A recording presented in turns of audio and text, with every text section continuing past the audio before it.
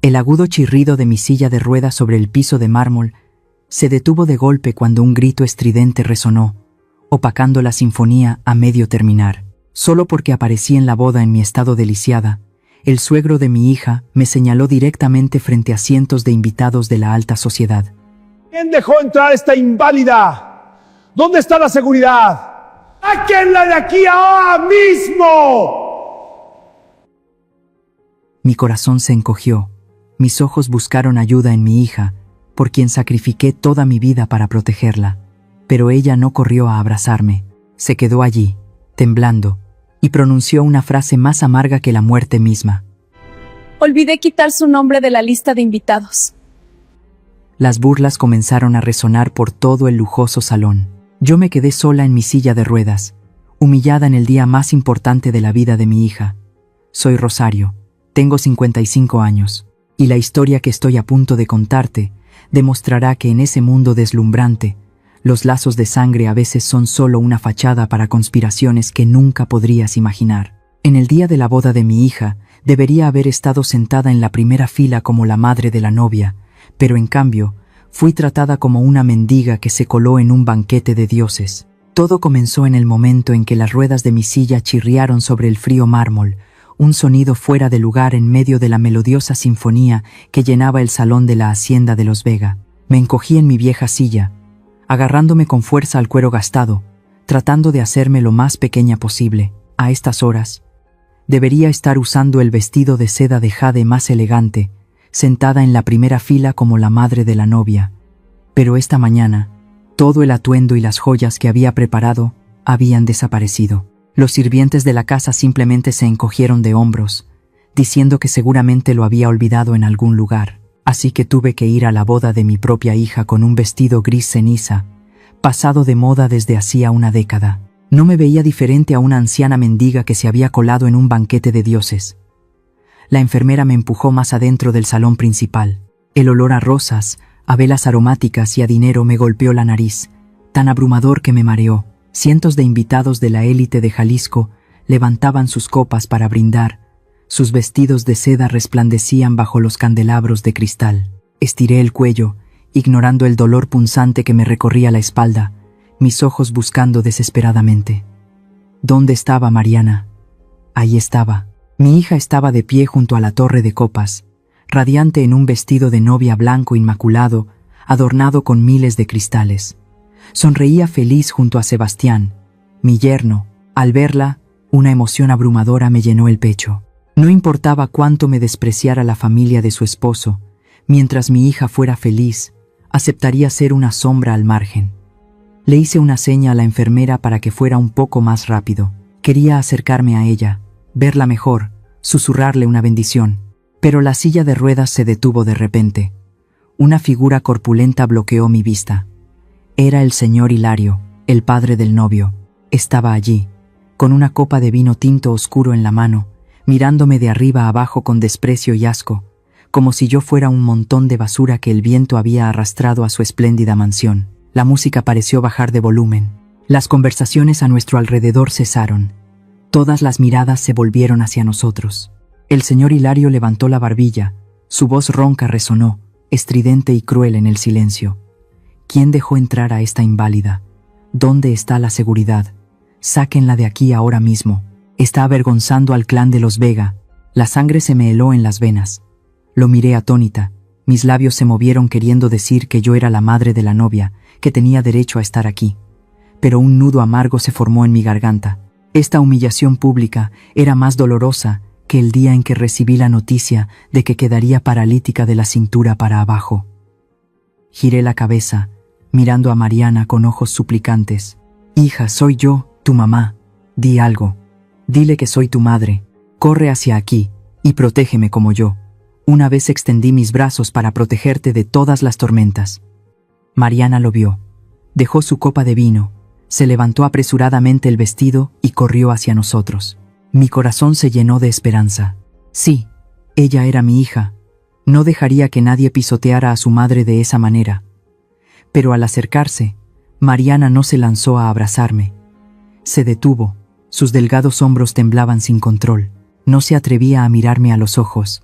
En cambio, Se volvió hacia el señor Hilario, que estaba rojo de ira. Mariana inclinó la cabeza, su voz temblorosa y apenas audible. Pero en el silencio absoluto, cada palabra llegó a mis oídos como un trueno. Olvidé quitar su nombre de la lista de invitados. Me quedé petrificada. El mundo entero se derrumbó a mi alrededor, no por las risas burlonas que comenzaron a surgir de la multitud de invitados, sino porque esas palabras salieron de la boca de la hija que yo misma había parido. Olvidé quitar su nombre. Resulta que mi presencia aquí era solo un error técnico. Resulta que, en el día más importante de su vida, Mariana ya había decidido eliminar a esta madre lisiada de su vida. Para ella, yo ya no era su madre, sino una mancha, una vergüenza que debía ser borrada para que ella pudiera entrar al mundo de la alta sociedad de los Vega de la manera más impecable posible. Miré fijamente a Mariana, tratando de encontrar un atisbo de remordimiento en su rostro, pero ella mantuvo la cabeza gacha, evitando mi mirada, acurrucándose en los brazos de Sebastián como buscando apoyo. Mi yerno se quedó allí, con una leve sonrisa en los labios, mirándome con ojos fríos como si fuera una extraña molesta. Antes de que pudiera recuperarme, 2 enormes guardias de seguridad se abalanzaron sobre mí. Agarraron bruscamente las manijas de la silla de ruedas, tirando de ella hacia atrás con tanta fuerza que me dolió el cuello. «Fuera de aquí. No haga que el jefe lo repita». Me empujaron, las ruedas de la silla deslizándose y creando un sonido chirriante. No grité, no luché. El orgullo de una matriarca no me permitiría ser el hazmerreír de la gente por más tiempo. Solo me volví para mirar a mi hija una última vez. Mariana ya se había dado la vuelta, continuando con su papel de novia feliz, dejando atrás a su anciana madre siendo expulsada por la puerta trasera como un perro callejero. La pesada puerta de hierro se cerró de golpe frente a mí, cortando por completo la luz deslumbrante y la música extravagante del interior. Me dejaron sola en el patio trasero polvoriento, bajo el sol abrasador de la tarde de Jalisco. Nadie para recibirme, nadie para despedirme. Solo quedaba yo y un silencio espeluznante. Me llevé la mano a la frente, entrecerrando los ojos hacia el camino de tierra roja y polvorienta que se extendía en la distancia. El coche que la familia Vega prometió llamar para mí no aparecía por ninguna parte. Quizás nunca hubo un coche. Me arrojaron aquí como un saco de basura, sin importarles si vivía o moría bajo este sol abrasador. En ese calor sofocante, los recuerdos de repente volvieron, tan claros y vívidos como una vieja película proyectándose en mi cabeza. No eran recuerdos de la boda, sino de un día fatídico de hace 3 años. El día que convirtió a la poderosa matriarca Rosario de la Hacienda La Esperanza en la inválida en silla de ruedas que soy hoy. Hace 3 años, yo todavía era la mujer más poderosa de esta tierra. Los campos de agave azul que se extendían hasta el horizonte me pertenecían. Las famosas destilerías de tequila llevaban mi sello. En ese entonces, Sebastián era solo el novio de Mariana, un joven de apariencia cortés, que siempre decía palabras dulces y mostraba un respeto absoluto hacia mí. Ese día, tenía una cita importante con un socio exportador en Guadalajara. Mi chofer personal había pedido el día libre porque su esposa estaba dando a luz, y Sebastián se ofreció con entusiasmo a llevarme. «Déjeme llevarla, madre. Usted descanse. Soy muy buen conductor». Sus palabras en ese momento sonaron tan sinceras y filiales.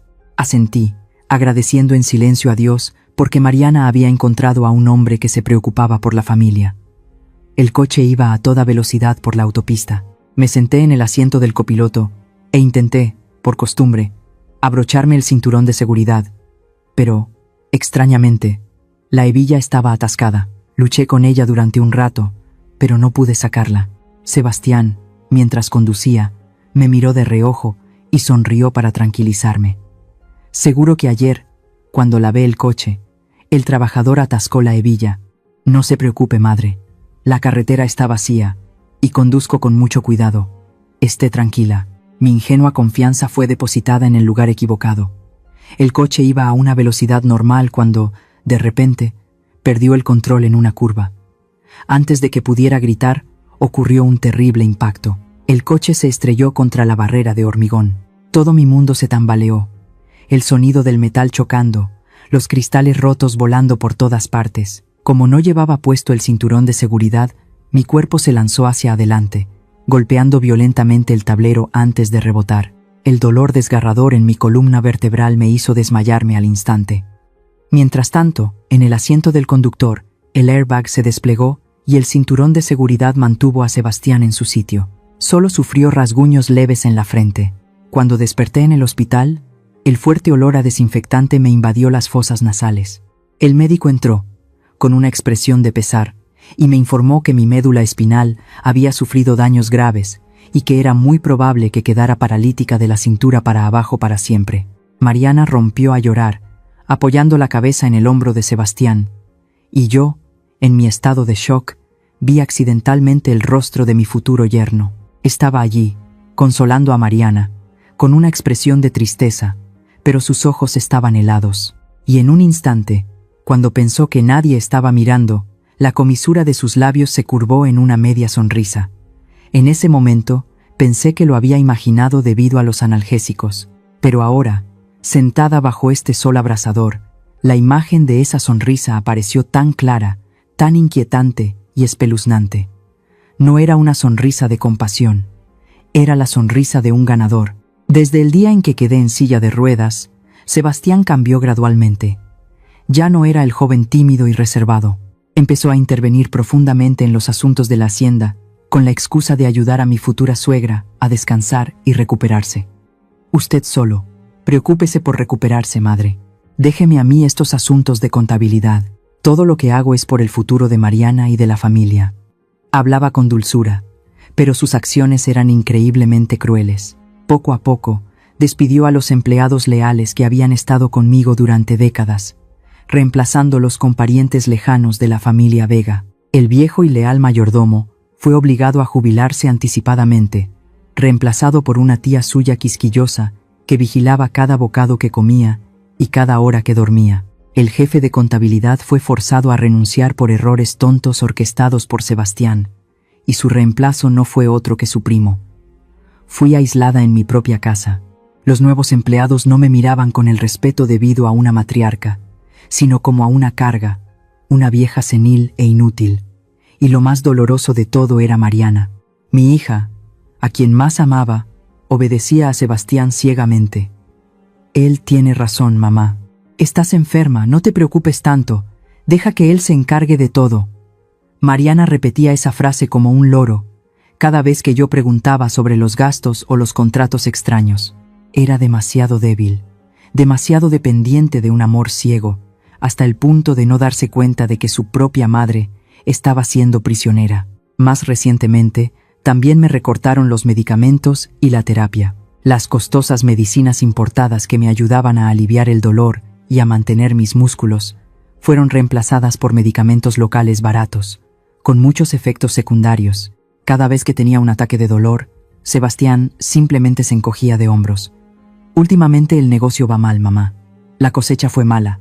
El precio del agave ha bajado mucho. Tenemos que ahorrar. ¿Ahorrar? Y sin embargo, hoy, organizó una de las bodas más lujosas de la región de Jalisco, gastando dinero como si fuera basura para comprarse un nombre. ¿Qué clase de ahorro es ese cuando él conduce los últimos modelos de coches deportivos y Mariana se adorna con carísimas joyas de diamantes? Me estremecí. Un escalofrío me recorrió la espalda. A pesar del calor abrasador del mediodía, conecté todos los puntos. La hebilla del cinturón de seguridad rota justo ese día, la ilesa seguridad de Sebastián, su rápida toma de control del negocio, el reemplazo del personal y el desprecio público de hoy. Nada fue una coincidencia. El accidente de hace años no fue un accidente, fue un intento de asesinato fallido. Lo había calculado todo cuidadosamente para eliminarme o para convertirme en una inválida fácil de manipular. Usó el amor de Mariana para convertirla en su marioneta, en una cómplice indirecta en el daño a su propia madre. Mis manos se aferraron con fuerza a los brazos de la silla de ruedas, mis uñas se clavaron en mi piel hasta doler. El sentimiento de culpa por haber juzgado mal a la gente, por haber confiado demasiado en lo que llamaba familia, me oprimía el corazón. Me había equivocado. Había sido demasiado ingenua al pensar que podía retirarme y disfrutar de mi vejez en paz. Pero en medio de ese tardío arrepentimiento, otro fuego comenzó a arder. No era el fuego de la resignación amarga como cuando estaba en el salón. Era el fuego del odio y del despertar. Levanté la vista hacia el cielo azul de México, sin una sola nube. Mis lágrimas se habían secado hacía mucho tiempo. El sedán negro que esperaba finalmente llegó, pero en lugar de llevarme de vuelta a la vieja mansión, que ahora no era más que una prisión bajo la supervisión de traidores, el conductor giró en una dirección completamente diferente. Atravesamos caminos de tierra polvorientos, dejando atrás el bullicio de la ciudad. El coche se detuvo frente a una discreta mansión escondida detrás de altas hileras de cactus órgano, la planta espinosa característica de esta región desértica de Jalisco. Esta era la residencia privada del señor Leónidas, un viejo amigo de mi difunto esposo y el único socio de confianza que quedaba al que los tentáculos de Sebastián aún no habían podido alcanzar. La pesada puerta de roble se abrió. Me empujaron a la sala de estar, un espacio solemne con el aroma de madera de cedro y tabaco añejo. Leónidas estaba de pie junto a la ventana, con un vaso de tequila en la mano. Sus ojos me miraban con preocupación y expectación. En cuanto la puerta de la sala se cerró, dejándonos en completa privacidad, le hice una seña al leal conductor para que se alejara a vigilar. El silencio era absoluto. Solo se oía el tic-tac del reloj de péndulo en la pared.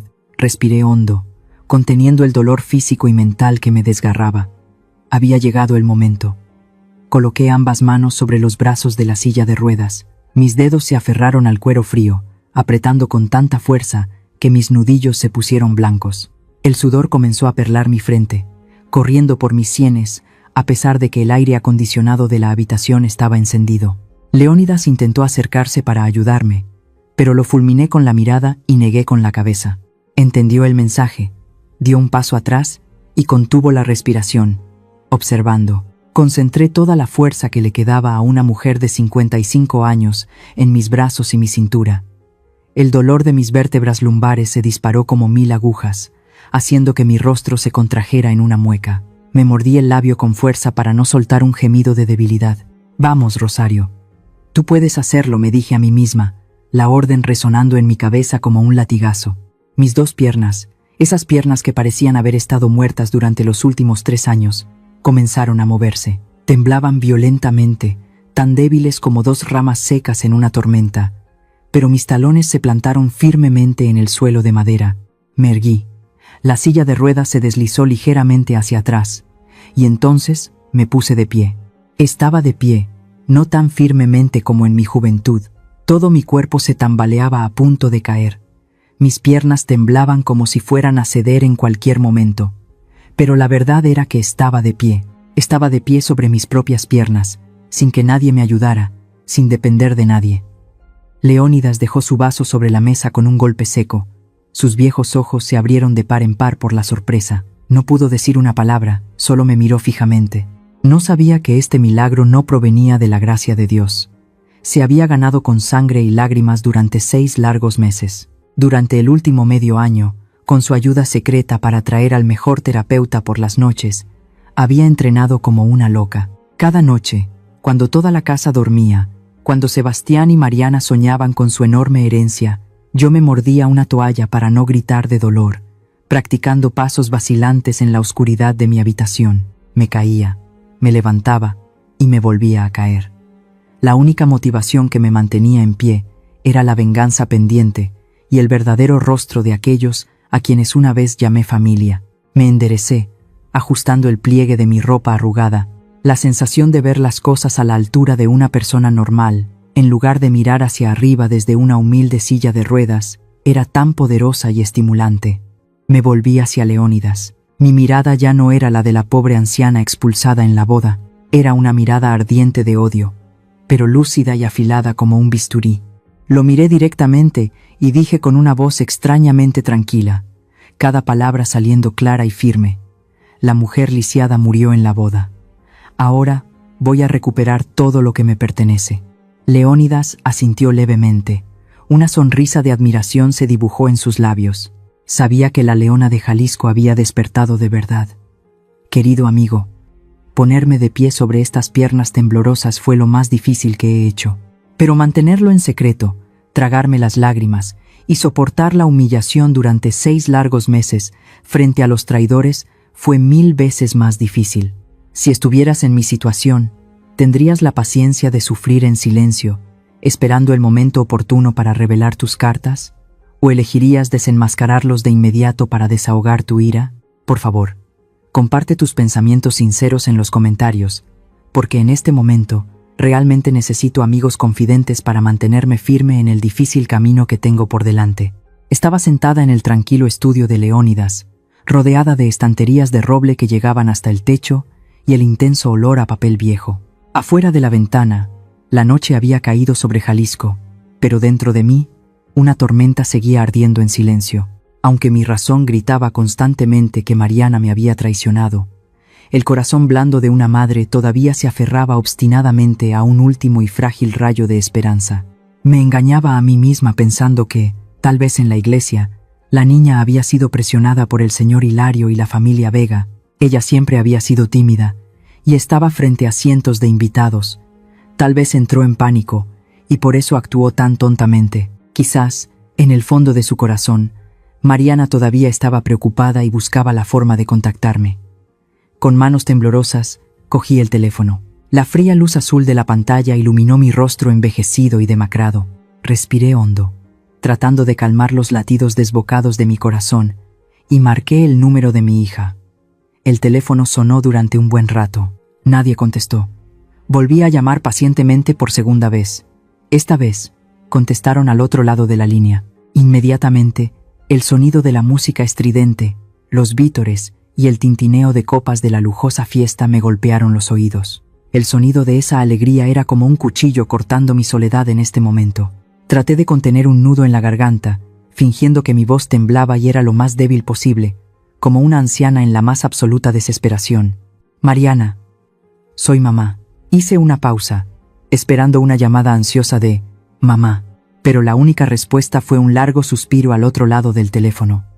Continué, mi voz quebrada por la autocompasión. Estoy en la estación de autobuses de las afueras, en el camino hacia el desierto. Hace mucho frío aquí. Tengo hambre y frío, hija. ¿Puedes venir a recogerme? Tengo miedo. Callé, conteniendo la respiración mientras esperaba. En mi mente, imaginé a Mariana gritando de pánico, abandonando la fiesta de bodas para correr a recogerme, llorando y pidiéndome perdón. Era la última oportunidad que le daba. Si tan solo decía voy para allá, se lo perdonaría todo. Pero no. La voz de Mariana sonó, fría y llena de irritación, a través de la música ruidosa. Mamá, Sebastián dice que estás teniendo otra de tus crisis de delirio. Quédate ahí, la gente del asilo vendrá por ti. No arruines mi noche de bodas. Y sin dejarme decir una palabra más, colgó. El tono de línea interminable resonó en el auricular. Permanecí en la misma posición, con el teléfono pegado a la oreja, completamente paralizada como si me hubiera convertido en piedra. El último rayo de esperanza, por más frágil que fuera, se había extinguido. No le importaba si vivía o moría en una fría estación de autobuses. Solo le importaba su noche de bodas y su reputación. Creyó más en las palabras de Sebastián de que yo estaba delirando que en la súplica de la madre que la trajo al mundo. Lentamente, bajé el teléfono. Ya no había lágrimas. Quizás se habían secado todas en la iglesia. En su lugar, había una sensación de vacío aterradora. El corazón de madre en mi pecho pareció dar su último aliento, dando paso a un bloque de hielo eterno. Justo en ese momento, Leónidas entró. No dijo nada. Solo colocó en silencio un grueso expediente de color marrón sobre la mesa frente a mí. Se ajustó las gafas de leer. Su voz era grave y seria, pero triste. Rosario, creo que necesitas ver esto. Mi detective acaba de enviarlo. Abrí el expediente. Las líneas de texto negro danzaban ante mis ojos, crueles y desnudas. Lo primero era un contrato de transferencia de propiedad de la Hacienda La Esperanza, la finca que mi familia había conservado durante 3 generaciones. El vendedor, Sebastián Vega, en calidad de tutor. El comprador, una corporación inmobiliaria extranjera, con el propósito de arrasar los campos de agave para construir un resort con campo de golf. Pero fue el segundo papel el que hizo que la sangre me hirviera en las venas. Era un formulario de compromiso para internarme permanentemente en un hospital psiquiátrico en la frontera norte, un lugar para pacientes abandonados por sus familias. La razón indicada en el formulario: pérdida de memoria, delirios graves, tendencias violentas. Y al final de la página, justo al lado de la firma floreada de Sebastián, estaba la escritura familiar y suave que una vez había guiado con mi propia mano. La firma de Mariana. Mi hija había firmado su consentimiento para enviar a su propia madre a un manicomio para poder disfrutar libremente de la herencia. Me quedé mirando esa firma, la M curva que siempre solía escribir. Cada trazo de tinta era como una serpiente venenosa que se enroscaba en mi cuello. La verdad estaba expuesta de forma tan descarnada que no dejaba lugar a ninguna excusa.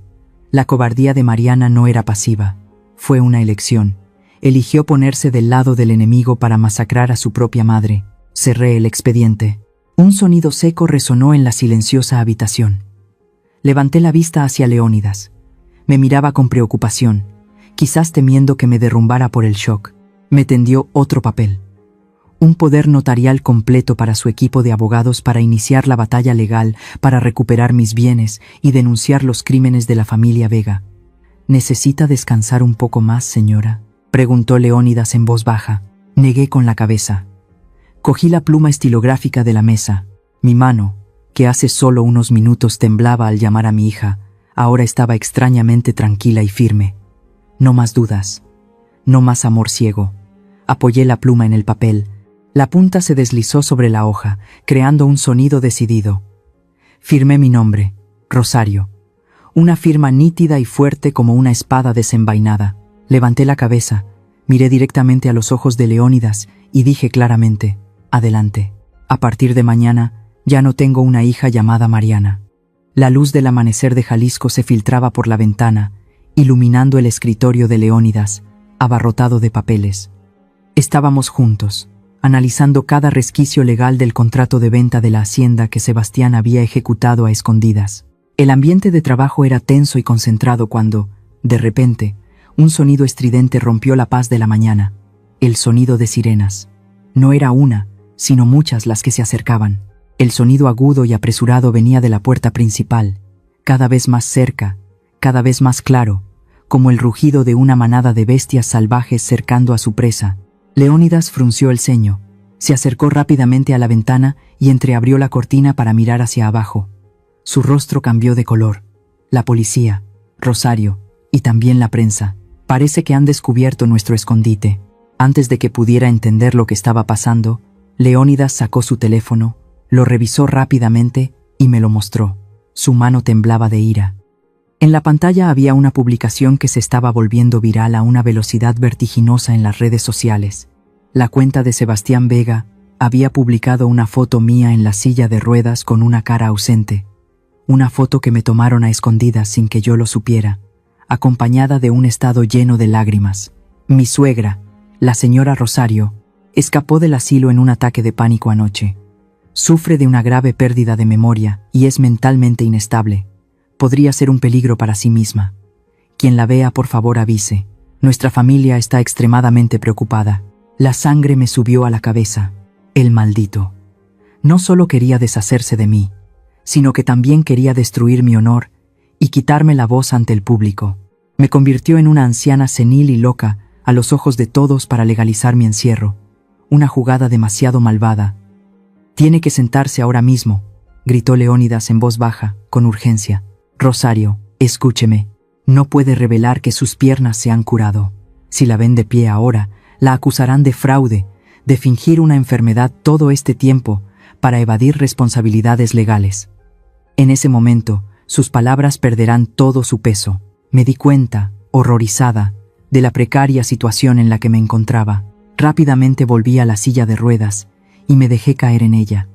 Dejé caer los brazos, me desordené el pelo, tratando de regular mi respiración para volver a mi papel de mujer lisiada y débil. Justo en ese momento, unos golpes violentos resonaron en la puerta de abajo. Los sirvientes de Leónidas no pudieron detener a la turba furiosa.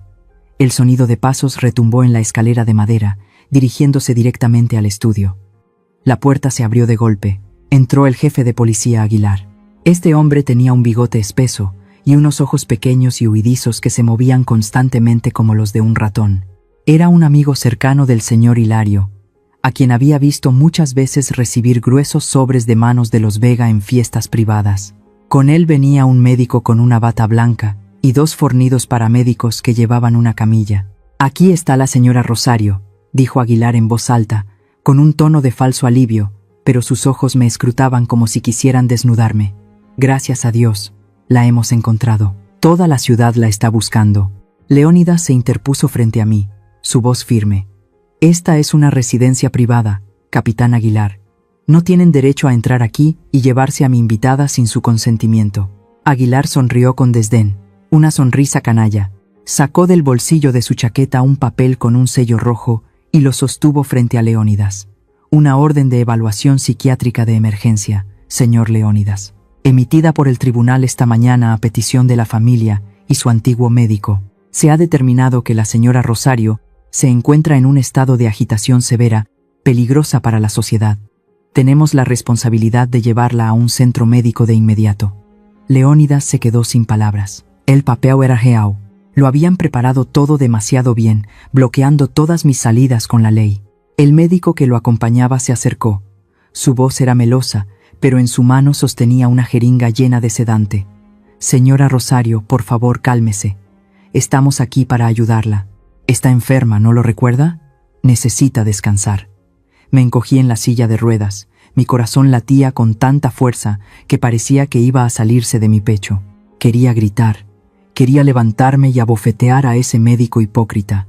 Quería desenmascarar la cara corrupta de Aguilar. Pero no podía. Si me resistía ahora, me acusarían de tener un ataque de agitación. Si me levantaba, me considerarían una estafadora. De cualquier manera, caería en la trampa que Sebastián había tendido. Miré hacia la puerta, y allí, la sombra del autor intelectual apareció. Sebastián se asomaba por detrás de varios policías. Llevaba un traje impecable. Su rostro mostraba una expresión de preocupación y profundo dolor. Me miró, sus ojos llenos de lágrimas como si estuviera a punto de llorar. «Madre, me tenías tan preocupado», dijo, su voz temblorosa y llena de emoción. Pero cuando nuestras miradas se encontraron, por encima del hombro del policía, vi que la comisura de sus labios se curvaba ligeramente. Solo por un instante, una sutil sonrisa llena de triunfo y burla. «No escaparás, vieja», decían sus ojos. Sentí un escalofrío recorrer mi espalda. Una sensación de impotencia me envolvió como una enorme red de hierro que se apretaba a mi alrededor.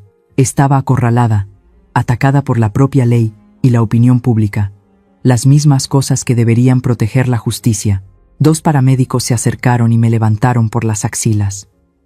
Tuve que fingir una lucha débil, murmurando sonidos ininteligibles para interpretar a la perfección mi papel de loca. «Suéltenme, ¿quiénes son ustedes?», susurré. Las lágrimas brotaban de rabia, no de miedo. «Con cuidado, mi madre está muy débil», gritó Sebastián, interpretando el papel del hijo perfecto y devoto, de una manera tan conmovedora que cualquiera que lo viera se sentiría conmovido. Me colocaron bruscamente en la camilla. Las correas de seguridad me sujetaron el pecho, los brazos y las piernas, inmovilizando todos mis movimientos.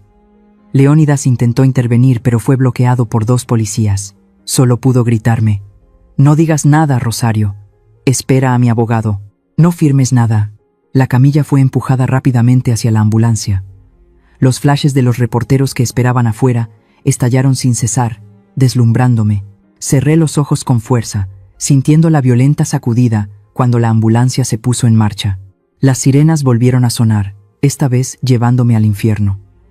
Yacía allí, atada, sola y desesperada, rodeada por el enemigo, pero en la oscuridad de la ambulancia que avanzaba a toda velocidad, mi mano se cerró en un puño. La sensación de ver a tus propios parientes ponerse del lado de extraños para convertirte en una loca es más dolorosa y fría que cualquier herida física que haya sufrido. A mi edad, debería estar disfrutando de mi vejez, pero la vida es impredecible. ¿Y tú, alguna vez has estado en una situación en la que la verdad estaba de tu lado pero nadie te escuchaba, e incluso tus propios familiares usaron tu edad para silenciarte? En un momento en que el mundo parece darte la espalda, un mensaje de «yo te creo» o una historia compartida por ustedes en los comentarios será el fuego que caliente mi corazón en este momento. Gracias al prestigio de Leónidas y a su formidable equipo de abogados, junto con algunas llamadas a figuras de alto nivel en el Poder Judicial del Estado de Jalisco, mi orden de evaluación psiquiátrica forzosa fue suspendida temporalmente. La policía se vio obligada a concederme una libertad bajo fianza de 48 horas en la residencia de Leónidas con el pretexto de estabilizar mi estado mental antes de realizar cualquier procedimiento médico. 48 horas. Ese era todo el tiempo que tenía para darle la vuelta a la situación, o sería enterrada para siempre en un psiquiátrico fronterizo. Me senté frente al tocador, mirándome en el espejo, no para arreglarme, sino para disfrazarme. Me solté el pelo canoso para que cayera desordenadamente sobre mi rostro, dejando a la vista a propósito las profundas ojeras bajo mis ojos. Elegí un suéter de lana marrón viejo y holgado para que mi figura pareciera aún más pequeña y demacrada. ¿Estás segura, Rosario?, preguntó Leónidas, de pie detrás de mí preocupado. Es una jugada arriesgada, si sospecha. No sospechará, le interrumpí, con voz fría, mientras me ajustaba la ropa.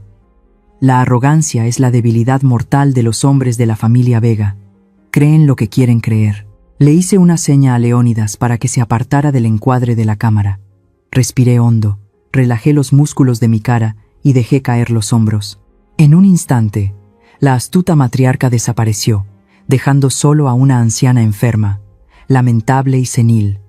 Pulsé el botón para hacer una videollamada a Sebastián. El teléfono sonó durante un buen rato antes de que contestara. El rostro de Sebastián apareció en la pantalla de la tablet. Estaba sentado en mi antiguo despacho en la hacienda, con el valioso mueble bar de tequilas que mi marido había coleccionado toda su vida a sus espaldas.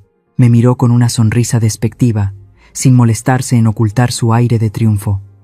¿Qué pasa, mi querida suegra? ¿Apenas unas horas separada de mí y ya me extrañas? ¿O has cambiado de opinión y quieres ir al psiquiátrico antes? Empecé a temblar. Mis lágrimas, un arma que había aprendido a controlar a la perfección, brotaron a raudales. Me llevé la mano a la boca, sollozando, con la voz quebrada. Sebastián, hijo, lo siento. La sonrisa de Sebastián se congeló, enarcó una ceja, aparentemente sorprendido por mi actitud. Yo, ya lo he pensado bien, balbuceé, bajando la cabeza como si no me atreviera a mirarlo directamente. Quizás de verdad he perdido la cabeza. Se me olvidan las cosas, me irrito con facilidad, les he causado muchos problemas. Lo que pasó en la boda fue mi culpa. Los avergoncé a ti y a Mariana. Miré de reojo la pantalla. Sebastián se reclinaba en su silla, su expresión relajada, llena de autocomplacencia. Disfrutaba de que le suplicaran. «Es bueno que reconozcas tu error», dijo, con tono condescendiente. «¿Y ahora qué quieres?» «Estoy tan cansada, Sebastián», susurré, secándome las lágrimas. «Ya no quiero luchar más. Lo firmaré todo. La transferencia de propiedad, los papeles para el asilo. Tráelos, lo firmaré todo. Solo quiero pasar mis últimos días en paz». Los ojos de Sebastián se iluminaron. El pez había picado. Se inclinó hacia la pantalla. «¿Lo dices en serio? Mañana por la mañana el abogado llevará los papeles». «Sí, sí», asentí repetidamente, mis manos temblorosas aferradas al borde de la mesa. «Pero, Sebastián, te pido solo una cosa, una última cosa». «¿Qué cosa?», preguntó, cauteloso. «Este fin de semana es la gala benéfica para presentarte como el nuevo presidente, ¿verdad?». Levanté mis ojos llorosos para mirarlo, suplicante. «¿Puedo asistir? Quiero verte triunfar por última vez. Quiero despedirme de mis viejos amigos de la alta sociedad con dignidad, para conservar un poco de respeto antes de ir al asilo. Prometo que me quedaré quieta, te alabaré, te reconoceré delante de todos, lo juro». Sebastián se quedó en silencio, pensativo. Contuve la respiración. Sabía lo que estaba pensando. Necesitaba legitimidad. Que su ex-suegra le cediera el poder en el escenario sería la actuación perfecta para acallar todos los rumores maliciosos sobre su apropiación de la herencia. Además, ver a tu enemigo inclinarse ante ti en público es un poderoso estimulante para su enorme ego. «Está bien», sonrió. «Si te portas así de bien, te concederé tu deseo. Pero recuerda, si intentas alguna treta, ese psiquiátrico parecerá un paraíso comparado con el lugar al que te enviaré». «Lo sé. Gracias, gracias», gemí agradecida, y colgué rápidamente como si temiera que cambiara de opinión. La pantalla se apagó. La habitación quedó en silencio. Lentamente, bajé la mano.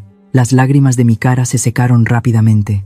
Levanté la cabeza, mi espalda recta, mis hombros ya no temblaban. Leónidas se acercó y me dio un pañuelo. Me sequé la cara.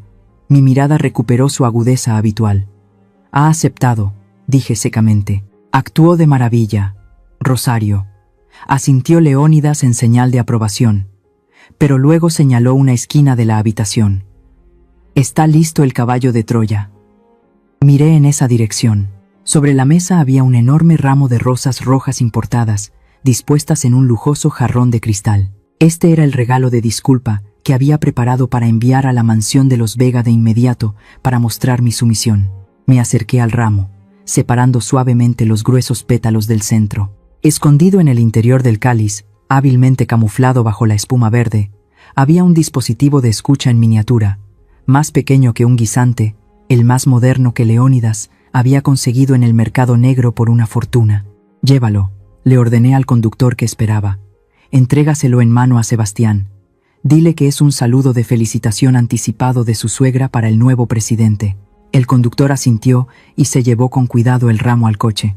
Me quedé junto a la ventana, viendo cómo el coche se alejaba en el crepúsculo. Sebastián y el señor Hilario seguramente colocarían este ramo en el lugar más prominente de la sala o del despacho, para presumir de su victoria sobre mí. No tenían ni idea de que su propia arrogancia les había hecho abrirle la puerta al enemigo en su propia guarida. En la penumbra de la mansión de Leónidas, solo la tenue luz del receptor de señales se reflejaba en mi rostro. El silencio era tan profundo que podía oír mi propia respiración agitada. Me puse los auriculares, apretándolos contra mis oídos como si temiera que, con un solo segundo de distracción, los preciosos sonidos del caballo de Troya se desvanecieran en el aire. Al otro lado, la señal comenzó a llegar con claridad. Primero, el sonido de alguien sirviendo vino, luego la risa estruendosa y vulgarmente satisfecha de Sebastián y su padre. Reconocí el ruido de papeles, probablemente celebrando su victoria anticipada. La voz del señor Hilario sonó, cargada de codicia. Ya está hecho.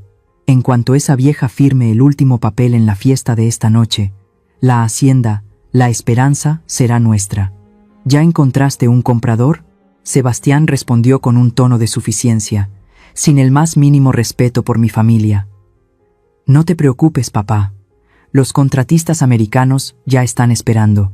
En cuanto arrasemos esos viejos campos de agave para construir un resort de lujo, el dinero que saquemos será suficiente para pagar todas nuestras deudas de juego en Macao, y nos sobrará para vivir como reyes en esta ciudad.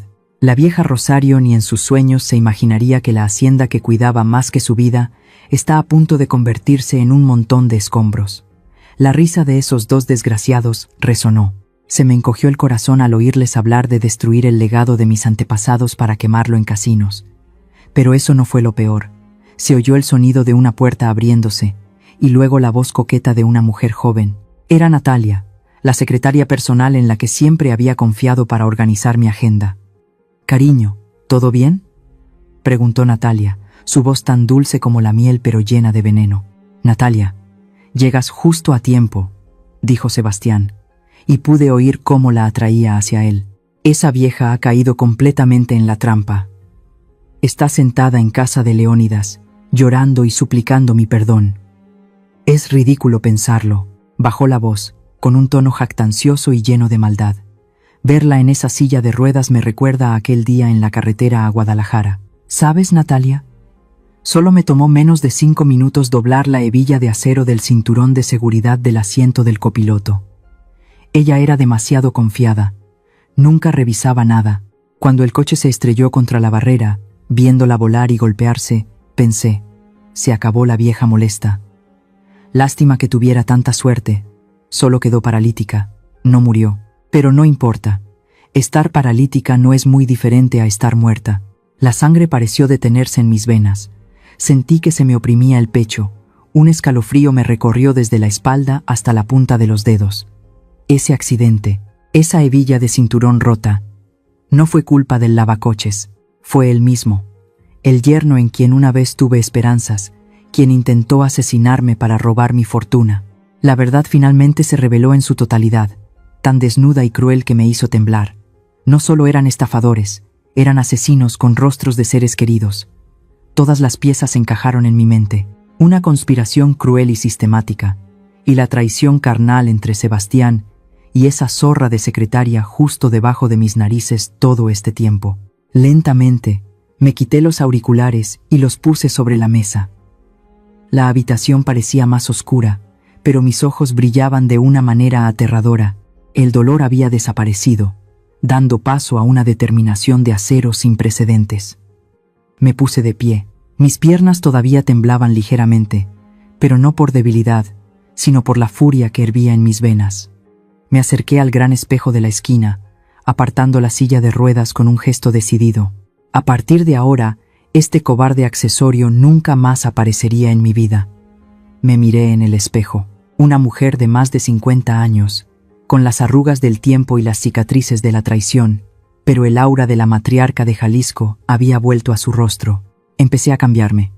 Elegí el vestido de noche más rojo y brillante, el color de la sangre, del fuego y del poder supremo. La lujosa tela de satén se ceñía a mi cuerpo, brillando bajo la luz tenue. Me puse lentamente el collar de esmeraldas, una reliquia familiar. Las gemas de un verde profundo, tan brillantes como los campos de agave después de la lluvia, emitían una luz fría y majestuosa. Era el tesoro que Sebastián había buscado durante tanto tiempo sin encontrarlo, porque lo había escondido antes del accidente. Me pinté los labios de un rojo intenso, me erguí, con la cabeza bien alta. En el espejo, la mujer débil y resignada de los últimos días había desaparecido por completo. En su lugar, había una reina preparándose para subir al trono y castigar a los traidores. Toqué suavemente la esmeralda más grande de mi pecho. Mi mirada afilada, fija en el vacío como si viera la muerte de mis enemigos. Mi voz sonó, grave, firme, pero con una fuerza capaz de hacer temblar toda la hacienda. Esta noche, la hacienda de los Vega caerá. No habría piedad, no habría lágrimas ni perdón, solo justicia ejecutada con la frialdad y la crueldad proporcionales a lo que ellos habían causado. Sus oscuros secretos, sus risas arrogantes, serían los últimos ladrillos en la construcción de la tumba para el clan de los Vega esta noche. Todas las pruebas estaban en mis manos. El cazador arrogante estaba a punto de convertirse en la presa. La hora cero se acerca. Mi corazón late muy rápido, no de miedo, sino porque el momento en que se haga justicia está muy cerca. ¿Sientes la emoción y la expectación de que se abran las puertas de ese salón? Deja un comentario diciendo, lista para darme más fuerza, y entremos juntos en esta noche fatídica. El gran salón del hotel más lujoso de Guadalajara esta noche era asombrosamente espléndido. Enormes candelabros de cristal colgaban del altísimo techo, proyectando una luz dorada sobre los vestidos de seda y las costosas joyas de la élite de Jalisco. El aroma del tequila añejo y los lirios blancos se mezclaban en el aire, creando una falsa opulencia a la que había estado acostumbrada durante décadas. En el escenario elevado, bajo los brillantes focos, estaba Sebastián. Llevaba un smoking elegante, con un micrófono en la mano, su rostro lleno de una amabilidad y sinceridad ridículas. Estaba interpretando el papel de un yerno devoto, un joven nuevo presidente con un corazón de oro frente a cientos de cámaras de reporteros y los socios más poderosos. Su voz resonó, tan emotiva y cálida que sentí náuseas al oírla. Damas y caballeros, esta gala benéfica de esta noche no es solo el comienzo de un nuevo capítulo para la corporación, sino también el más profundo agradecimiento que la familia Vega desea expresar a nuestra querida madre, la señora Rosario. Aunque su salud no es estable en este momento, su alma siempre está orientada hacia la comunidad.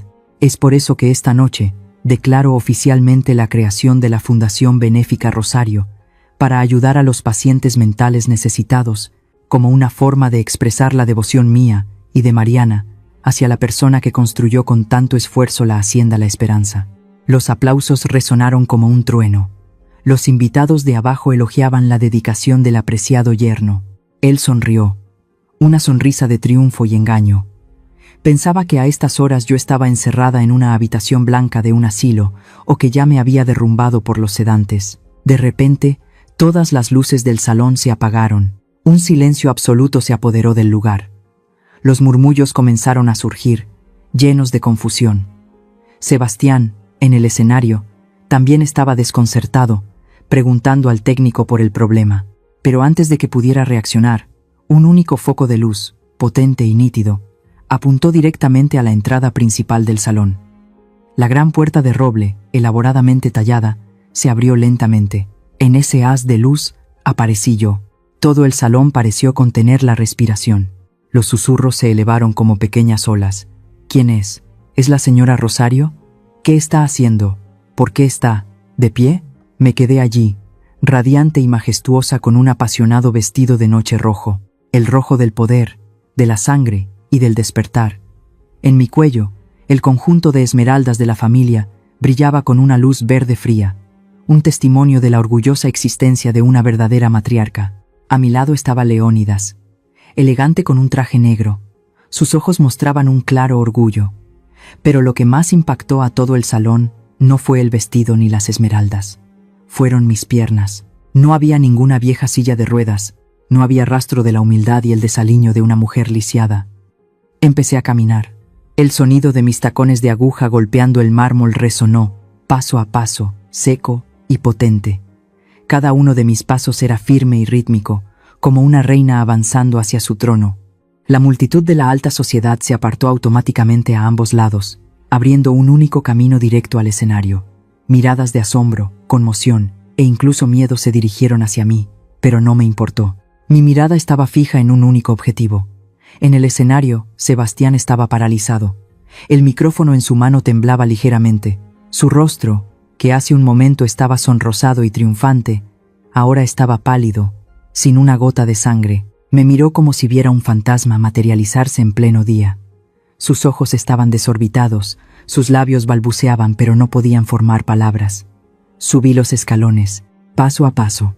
Leónidas se detuvo al pie del escenario, dejándome sola frente al villano. Me acerqué a él, tan cerca que pude ver el sudor en su frente y oler cómo su costoso perfume se volvía abrumador por el miedo. Extendí la mano, con un gesto decidido y fuerte, y le arrebaté el micrófono. Sebastián parecía haber perdido toda resistencia. Me dejó quitarle su herramienta de poder. Me volví hacia el público, donde cientos de personas contenían la respiración, esperando una explosión cataclísmica. Una sonrisa fría y tenue apareció en mis labios. Mi voz resonó.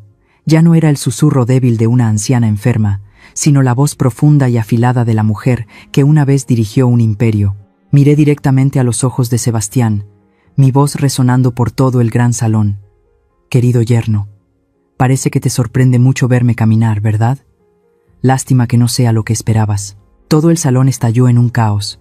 Gritos de asombro resonaron. Sebastián dio un paso atrás, casi cayéndose del podio. Intentó recuperar la compostura. Sus labios se movieron queriendo decir algo para defenderse, para convertirme en una loca una vez más. Pero mi mirada lo tenía atrapado. Madre, susurró. Su voz temblaba patéticamente. No le di la oportunidad de hablar. Me erguí, tan orgullosa como un cactus en medio de una tormenta de arena del desierto. La luz del foco se reflejaba en las esmeraldas de mi cuello, creando destellos de un verde brillante a mi alrededor, haciéndome parecer una jueza a punto de dictar una sentencia de muerte. Toda la humillación en la iglesia, las largas y dolorosas noches practicando caminar en la oscuridad y la amarga traición de mi hija, todo convergió en este momento. Ya no era la madre afligida, era la ejecutora de la justicia. Y esta noche, estas piernas no solo me trajeron aquí para reclamar justicia, sino para pisotear todas las mentiras del clan de los Vega bajo mis talones. Sebastián estaba allí, con los labios temblorosos y sin poder pronunciar una palabra. Su aliento apestaba a alcohol y miedo. No le di ni un segundo para justificarse o usar sus palabras astutas para encubrir sus actos. Me giré hacia la esquina del auditorio, donde el joven técnico, a quien Leónidas había infiltrado discretamente en el equipo del evento 3 días antes, esperaba mi orden. Simplemente asentí con la cabeza, un gesto suave pero con el peso de una sentencia de muerte para la familia Vega. Inmediatamente, la enorme pantalla LED detrás del escenario, que había estado mostrando imágenes falsas de la devoción filial de Sebastián, se apagó y luego se volvió a encender. Pero esta vez, no había más fotos glamorosas. Una grabación de audio resonó, el sonido amplificado a través del potente sistema de altavoces, golpeando directamente los oídos de los cientos de invitados atónitos. Verla en esa silla de ruedas me recuerda a aquel día en la carretera a Guadalajara. ¿Sabes, Natalia? Solo me tomó menos de 5 minutos doblar la hebilla de acero del cinturón de seguridad del asiento del copiloto. Se acabó la vieja molesta. Todo el salón estalló de horror, gritos, bocas abiertas de incredulidad. Sebastián se desplomó, agarrándose al borde del podio. Su rostro pasó de pálido a un gris ceniciento, como el de un muerto. Yo permanecí allí, con la espalda recta como un cactus orgulloso en medio de una tormenta de arena, observando con frialdad su caída. Pero la grabación no se detuvo. Su risa repugnante continuó, mezclada con los arrumacos de la secretaria Natalia. Se llamaban cariño de una manera nauseabunda. Justo mientras discutían la venta de la hacienda, la esperanza de mi familia, para pagar las enormes deudas de juego que él y su padre habían acumulado en los casinos de Macao, las pruebas de transferencias de dinero secretas y las órdenes de compra con mi firma falsificada, aparecieron una tras otra en la gran pantalla, en forma de documentos PDF nítidos. «Maldito asesino», gritó un invitado de la alta sociedad de la primera fila, poniéndose de pie de un salto. La indignación comenzó a extenderse como un incendio forestal. El señor Hilario, que estaba sentado en la mesa de honor, intentó levantarse para escabullirse por la puerta trasera, pero llegó un paso tarde. Desde las entradas del salón, un grupo de oficiales de policía uniformados irrumpió. A la cabeza no estaba el corrupto de Aguilar, sino investigadores de la ciudad contactados personalmente por Leónidas, armados con pruebas irrefutables ya verificadas. Subieron rápidamente al escenario. La luz del foco ya no glorificaba al mentiroso, sino que se convirtió en la luz que exponía el crimen. Se oyó un frío sonido metálico. Unas esposas se cerraron alrededor de las muñecas de Sebastián, en el mismo lugar donde acababa de hablar elocuentemente sobre la moral. Abajo, en el auditorio, el señor Hilario también fue detenido. El jefe de policía anunció en voz alta los cargos: intento de asesinato, fraude y manipulación del mercado de valores. Todo el salón estalló en un caos. Los flashes de los reporteros estallaron sin cesar como disparos de despedida a la reputación del clan de los Vega. En medio de la conmoción, una pequeña y desaliñada figura con un espléndido vestido de novia salió corriendo de entre bastidores. Era Mariana. Mi hija parecía un alma en pena, el rímel corrido por sus mejillas enrojecidas, sus labios temblaban sin control. Corrió hacia mí, apartando a los oficiales de policía, y de repente se arrodilló, abrazando mis piernas como si yo fuera el último salvavidas en medio de una inundación. Su llanto era desgarrador, doloroso y lleno de desesperación. Levantó su rostro lleno de lágrimas hacia mí, su voz ahogada: «Mamá, me obligaron. Yo no sabía nada. Perdóname». Miré a mi única hija, mi corazón, que ella había apuñalado sin piedad en la iglesia ese día. De repente sintió una punzada de dolor desgarrador. La imagen de ella de niña, siempre sonriente y acurrucada en mi regazo, apareció por un instante, pero luego, la imagen de ella inclinando la cabeza y diciendo: «Olvidé quitar su nombre», resurgió, más fría y cruel que cualquier otra cosa en el mundo. Mi mirada se volvió firme, tan fría como un lago en invierno. No vi inocencia en sus ojos, solo vi la cobardía de alguien que eligió el silencio para beneficiarse del sufrimiento de la madre que le dio la vida. Lentamente, bajé la mano y, uno por uno, aparté los dedos de Mariana que se aferraban a mi pierna. El gesto fue lento, pero increíblemente decidido. Me incliné un poco, para que mi voz solo fuera audible para ella, grave pero clara en cada palabra, más poderosa que cualquier grito. «Tu silencio es complicidad. Consideraré que ya no tengo una hija llamada Mariana si sigues siendo tan débil y te niegas a cambiar». Mariana soltó mi pierna en estado de shock. Su cuerpo se desplomó en el frío suelo. Me miró fijamente, como si acabara de darse cuenta de que el amor maternal no es un cheque en blanco que puede usar cuando quiera. Había elegido el lado oscuro, y ahora tenía que aprender a encontrar su propio camino para salir de él. No miré atrás. Me erguí. Respiré hondo para disfrutar del aire que poco a poco se limpiaba de falsedad. La policía comenzó a escoltar a Sebastián y a su padre por el pasillo principal. Los gritos y las maldiciones de los invitados los siguieron hasta la puerta. El imperio de engaño que la familia Vega había construido durante 3 años se había desvanecido en menos de una hora. Me alejé, mis pasos firmes sobre las piernas que ellos habían considerado inútiles. Leónidas se acercó, poniendo suavemente una mano en mi hombro para tranquilizarme. Asentí levemente, sonriendo con cansancio pero en paz. Esta noche, la justicia se había hecho con la crueldad necesaria. Había protegido la hacienda, protegido mi honor y, lo más importante, me había protegido a mí misma de la destrucción de la llamada familia tóxica. El espléndido salón era ahora solo las ruinas de sueños extravagantes. Me di la vuelta y caminé hacia la puerta, dejando atrás el caos, dejando atrás el llanto de Mariana, dejando atrás un pasado lleno de humillación.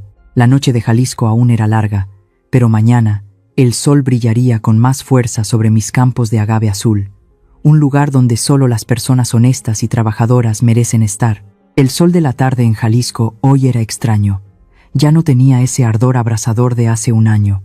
En su lugar, un color dorado, como miel líquida, se derramaba sobre los campos de agave azul que se extendían hasta el horizonte. Me paré en el balcón más alto de la hacienda La Esperanza, respirando profundamente el aroma característico de la tierra roja mezclado con la pureza de las plantas. Una bocanada de paz que pensé que había perdido para siempre en aquellos días confinada a esa silla de ruedas. Ha pasado un año desde aquella noche fatídica en el salón de la ciudad. La hacienda La Esperanza ha resurgido con fuerza bajo mi dirección. Las famosas destilerías de tequila vuelven a estar ocupadas con envíos de exportación a todo el mundo. El negocio florece más que nunca, porque ahora se construye sobre los cimientos de la honestidad y la dedicación, en lugar de intrigas despreciables. Entrecerré los ojos hacia el campo del sur, donde los trabajadores cosechaban las plantas de agave maduras. Entre la multitud, la figura de una mujer llamó mi atención. Estaba inclinada, sus manos arañadas luchando por levantar una pesada piña de agave sobre su hombro. Su ropa estaba manchada de barro, su cabello, una vez meticulosamente cuidado, ahora estaba apelmazado por el sudor bajo el sol del oeste de México. Era Mariana, mi hija. Después de que Sebastián fuera a la cárcel y todos los bienes de la familia Vega fueran confiscados por el tribunal para compensar sus estafas, Mariana quedó en la ruina. Vino a mí, llorando y suplicando perdón, con la esperanza de volver a ser la rica heredera de antes. Pero yo negué con la cabeza. No la eché a la calle, pero tampoco le di los mismos mimos de antes.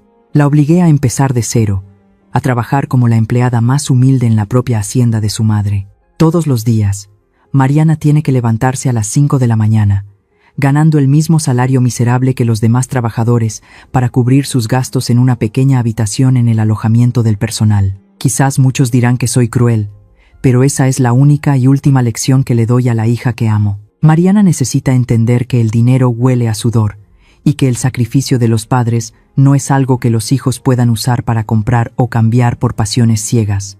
Solo cuando las manos se ensucian de verdad, el corazón puede aprender a valorar la vida. Unos pasos familiares sonaron detrás de mí. Leónidas se acercó, entregándome un vaso de tequila recién destilado. Siguió mi mirada y suspiró suavemente. «Todavía la estás observando, Rosario». Sonreí levemente. Tomé un sorbo del fuerte licor, sintiendo el picor inicial seguido de un regusto dulce que se extendía en mi boca. «Estoy viendo un brote verde tratando de crecer entre las rocas, Leónidas. Espero que algún día Mariana entienda por qué la hago cargar esas pesadas piñas de agave en lugar de joyas de perlas sin alma». Leónidas asintió, su mirada llena de admiración por su vieja amiga.